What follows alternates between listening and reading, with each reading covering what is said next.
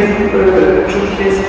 Quand on sait, les départements, on a vraiment parlé de la Chine, on a parlé des feux, on a parlé des différents départements de Bretagne. Les départements finalement sont aussi en train de. Est-ce que vous avez l'impression d'avoir eu les moyens de faire face? Est-ce que vous attendez plus, notamment de l'État? Quel est le rôle aussi des territoires?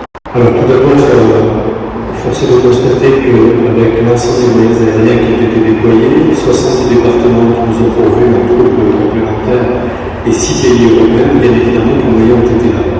Après, je crois que la réalité qui s'est imposée à nous collectivement, et qui va se situer aussi avec le feu de saison, c'est le sentiment d'avoir devant nous des feux ardents, des choses qui nous dépassent, qui sont, je crois que Grégory le disait, des feux qui ne sont plus à taille humaine. Et je trouve que c'est véritablement ce qui a été ressenti. Nous avons un dérèglement climatique, mais nous avons aussi un dérèglement des risques. Ces risques sont de plus en plus fréquents, ils sont de plus en plus intenses et de plus en plus forts en matière d'ampleur. Nous avons un dérèglement de la géographie, puisque désormais nous voyons monter en France ce type de risque incendie, pour ne parler que de celui-ci. Et puis nous avons un dérèglement globalement de la norme, c'est-à-dire qu'est-ce qui est désormais la normalité d'un feu, et à partir de quel moment devient-il un feu hors norme. On a parlé de méga-feu, c'est la terminologie a été c'est pas trop ça d'ailleurs. Ça c'est après le feu, c'est le moment où on ne s'y pas de journalistes. Nous on a bien quand c'est des méga-trucs, on a parlé de méga-feux très vite, et je me souviens du coup de Corinne Lagarde et d'autres, il y a un peu 10 ans dans les médias, on a parlé. En fait, nous, c'est surtout que le méga-feu est par définition que le contrôle l'accès de la ça ne peut rien faire.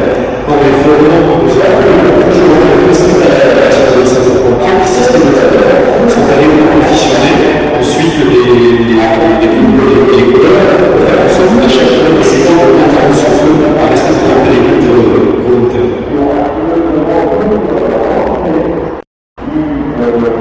Je ne sais pas si vous nous entendez ou si on entend ce qui se passe ailleurs, mais donc sur cette question des départements, de l'État, je voudrais aussi évidemment le sénateur, parce que Pascal Martin, quand on voit et qu'on écoute les différents retours d'expérience, ce qui frappe quand même, c'est la géographie. C'est-à-dire que ce n'est pas du tout la géographie que vous imaginez. J'étais toujours dit que les feux, les tués, c'est autour d'Aix, Marseille, et voilà. Là, la géographie a changé. La France, la carte de France a changé. Et la réponse, forcément, du coup, c'est que tout ça est dans le sens. Est-ce qu'il y a un risque de rupture? Est-ce que quand vous regardez à l'échelle de la France, vous décidez, vous dites attention, voilà ce qui s'est passé, la carte de France a changé. Est-ce qu'on est dans la rupture? Et on a à dire que la mission sénatoriale, elle est passée à la mise. Vous parlez aussi de prévenir l'embarrassement. Oui, effectivement, l'historique de cette ancienne information sénatoriale, c'était d'entrer les enseignements du feu de Saint-Valentin au local, qui a eu lieu en août 2021.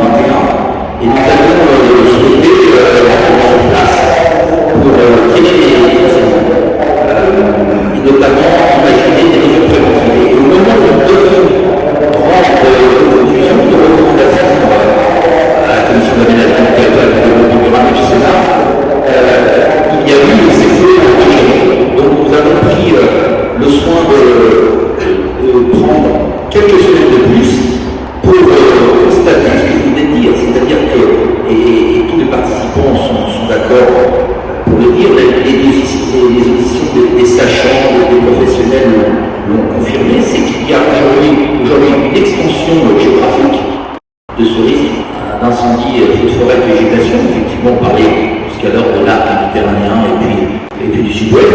Les exemples de Bretagne ou de l'est de la France sont là pour l'attester. Également une extension temporelle, puisque là aussi, lorsqu'on parlait de saison de feu de forêt, elles se concentraient essentiellement sur les mois d'été. Juillet, aujourd'hui, on le sait, certains feux démarrent en février ou mars, et d'autres peuvent démarrer en octobre. Donc cette extension temporelle oblige à repenser la doctrine opérationnelle française qui, encore une fois, a fait école. Là, je pense que c'est aussi l'occasion pour rappeler avec force combien les sapeurs-pompiers, par cette doctrine mise en place depuis près de 40 ans, ont eu des succès probants. C'est-à-dire que près de 80%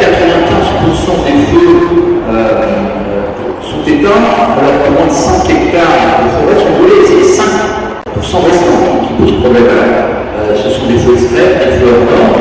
Et donc, notre réflexion à nous sénateurs, ça a été avant tout de baser notre réflexion sur les mesures préventives. Toutes celles qui pourraient éviter d'arriver à ces situations un peu extraordinaires, avec naturellement en partant du postulat que la prévention à 100% ne peut pas être réalisée, qu'il faut aussi apporter une réponse opérationnelle, mais ces mesures de prévention elles tournent autour de cet axe que je ne veux pas développer de 70 recommandations, mais c'est avant tout une approche globale, interministérielle, qui concerne les questions d'urbanisme, d'aménagement du territoire, de la gestion de la forêt, de l'information des populations, de la sensibilisation, de l'acculturation des risques. Bref, c'est une multitude de pistes qui sont lancées avec pour objectif de transformer certaines de ces recommandations en propositions de loi que nous pourrions être amenés à déposer avant la fin de cette année sur le bureau du Sénat pour, encore une fois, faire avancer les choses. Je voudrais encore une fois insister sur le travail remarquable qui est fait. Et puis pourquoi nous sommes partis sur une approche préventive? Parce que là aussi, il faut le rappeler, 90% des feux en France sont d'origine humaine. Les 10% restants concernent l'essentiel criminels. C'est soit intentionnel, de la malveillance ou de la méconnaissance. Et donc c'est sur ces comportements humains là que nous avons beaucoup travaillé. Sur ces comportements humains et la question de l'humain, j'en parlais avec vous, docteur, je veux dire, médecin, merci pour ça, parce que je le disais tout à l'heure, tout ça, ça a des conséquences évidemment sur la santé, mais il y a en plus tous les autres accidents. Et ces dérèglements climatiques, ça entraîne des feux, ça entraîne aussi des vrais problèmes liés à la canicule, des problèmes aussi de santé. Vous en avez tiré un premier bilan. Effectivement, nous avons tiré un premier bilan, je vous permets de vous illustrer sur quelques minutes. Donc feu hors norme, mais soutien sanitaire hors norme aussi, enjeu humain hors norme aussi. Je n'ai pas l'image qui va bien, si on peut me passer la diapo s'il vous plaît. Ça va. Donc effectivement, 3500 personnes au plus fort moment sur 2 sites distants. Voilà, un contexte extraordinaire, effectivement, en termes de température, en termes d'hygrométrique. Aujourd'hui, on a plus de 480 départs de feu pour la Gironde sur la saison de forêt, une très forte pression incendiaire, on l'a cité tout à l'heure, une cinétique hors norme, 5000 hectares en minute, une superficie qui aujourd'hui en Gironde dépasse les 30 000 hectares, donc une circonstance exceptionnelle. C'est vrai qu'on parle des feux hors norme de cet été, mais on en a eu une multitude. 480, ça veut dire que c'est quelques hectares, c'est quelques centaines d'hectares, mais on est obligé d'avoir un enjeu humain et de mettre des soutien sanitaire sur chaque feu. Nous avons été obligés de revoir un peu la copie sur notre soutien sanitaire.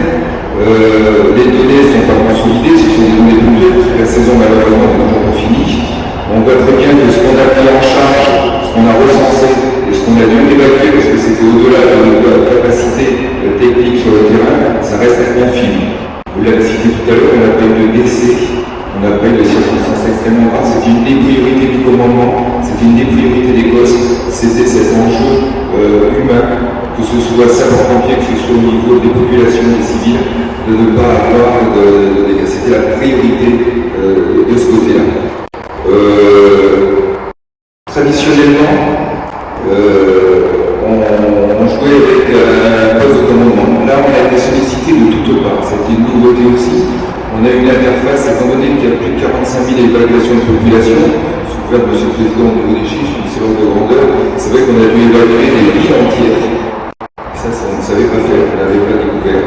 Et dans une ville entière, il y a des gens qui sont mobiles, il y a des gens qui sont moins mobiles, il y a des gens qui sont dépendants. Et on a été en contact avec l'ARS, on a été en contact avec la préfecture, on a été en contact avec les associations de sécurité civile, on a été en contact avec les municipalités pour essayer de participer à ce soutien des sapeurs-pompiers, mais aussi de la population au sens très large du terme.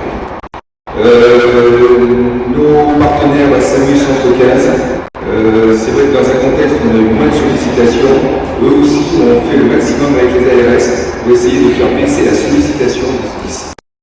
Donc comme quoi c'est faisable. Quand j'ai débuté il y a plus de 20 ans dans le milieu sapeur-pompier, j'avais construit une formation soutien sanitaire, c'était oser s'intégrer dans une opération en cours. Le service de santé était vraiment à part du milieu sapeur-pompier.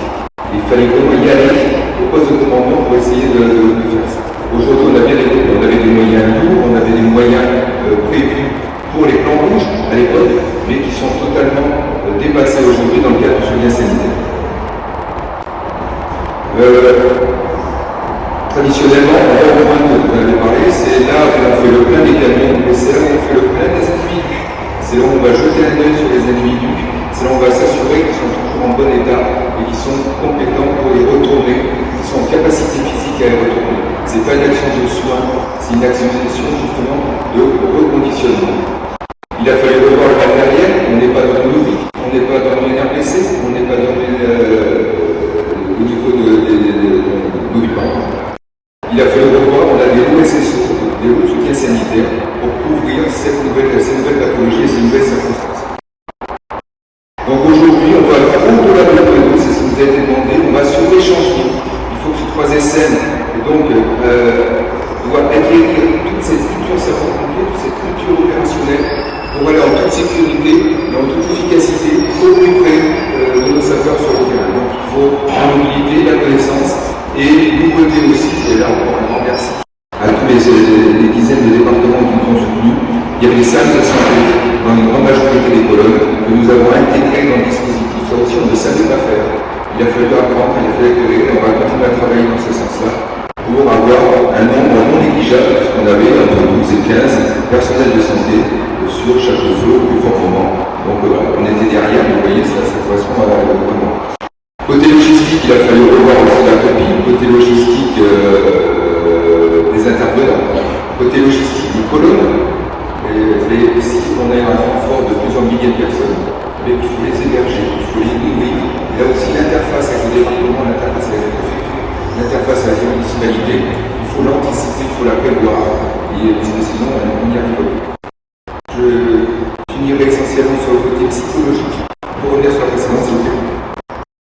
Sur le côté psychologique, aussi bien les intervenants que le commandement, on était dans des situations hors normes. Donc là aussi, il a fallu qu'on ait un œil psychologique particulier, avec des enquêtes, avec des auto-évaluations de la chaîne de commandement pour avoir une appréciation de comment ils ressentaient, comment ils supportaient cette pression, non pas sur les 2-3 jours comme vous l'avez cité, mais là sur 2 mois. Afflux de dons de la population a été très vite reconnaissante. On a eu des afflux de dons, on a heureusement des associations qui nous ont aidés à les gérer, que ce soit comme ici sur la photo, des dons de nourriture, des dons d'eau, aussi énormément de matériel pharmaceutique. Et puis, les bonnes volontés qui sont venues les soirs, sur les lieux de bivouac, des kinés, des masseurs, des ostéos, des magnétiseurs, pour enlever le feu. Toutes ces bonnes volontés ont été très bien reçues, très bien appréciées, et ont eu un impact psychologique très très important sur nos équipes. En conclusion, donc politiquement, nous avons dû apprendre à jouer en direct avec le police, en direct avec la préfecture, en direct avec les autorités, et sans court-circuiter le poste de commandement. C'est vrai que traditionnellement, le PC, c'est l'organe central avec lequel tout ce qui remonte et tout ce qui descend passe par là. Il a fallu qu'on retravaille, qu'on développe et bien qu'on trouve notre échelon central au niveau du police. Que nous, médecins, on soit toujours multi-tâches, multi-spécialités, on fait de la prévention, on fait du secours d'urgence, on fait toute cette partie-là. Et donc tous les moyens de communication, il faut que nous ayons toute cette culture de commandement et toute cette culture de communication pour participer le plus rapidement. Voilà. Maintenant, on a un travail très long derrière. C'est toute cette traçabilité, c'est toute cette prise en compte psychologique. Post-exposition, on a des dégâts psychologiques qu'on a déjà décidés, on a déjà les suivis, c'est un peu plus long et on est dans le temps du retour d'expérience. Dernière photo qui montre bien comment était la population sur dans tous les villages. Dans tous les villages, c'est tous toutes ces affiches qu'on a vues, toutes ces draps, toutes ces peintures, tous ces applaudissements qu'on avait de la population quand on passait au niveau du village. Ça vous a fait chaud en ce moment toujours? Oui. Oui, c'est la retenue, merci, c'est très plaisir. Donc voilà, ils sont extrêmement reconnaissants et on l'a vu par leur engagement associatif, leur engagement personnel sur les thèmes. Et vous l'avez dit, on est dans l'après. Et justement, dans cet après, on peut aussi gérer les séquelles, parfois les traces, la fatigue, l'usure.